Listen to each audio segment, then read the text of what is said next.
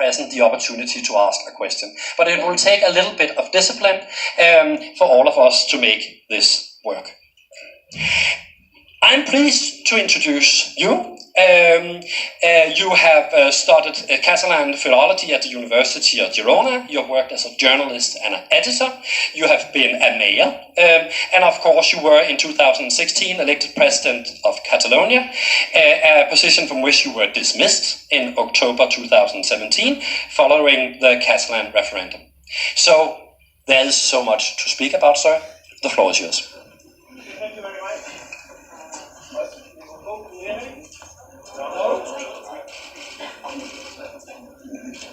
So, yeah? Works?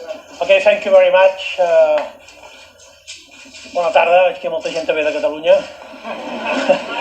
Well, first of all, it's a pleasure to be here, to be at the Copenhagen University. It's a pleasure to be here in Denmark and to able to participate in this event on Catalonia, Europe, and the future of democracy in our continent.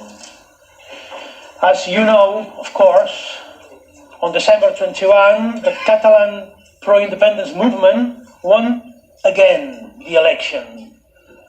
Against all odds, against all threats.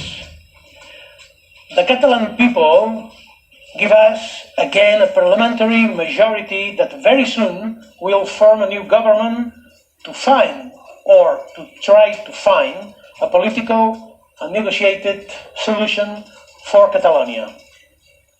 Madrid's legitimate rule of Catalonia through Article 155 must end immediately.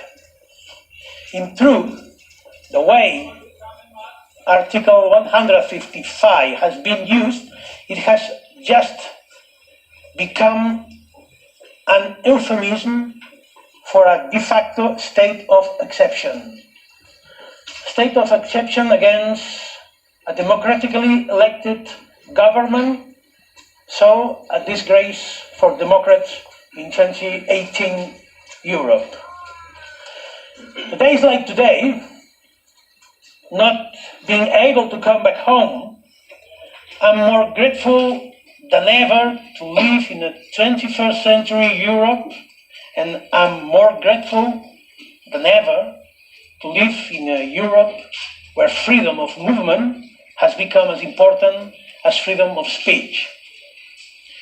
Europe and globalization are important for our collective future. We are small nations. You have a state and we don't yet. But both of our nations share some qualities that I would like to underline. Sincerely, we, the Catalan people, admire the Danish nation.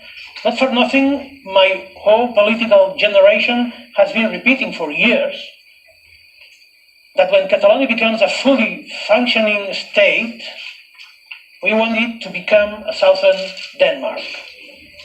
If Denmark is the most southern country from the Scandinavian countries, Catalonia feels the more northern of the Mediterranean.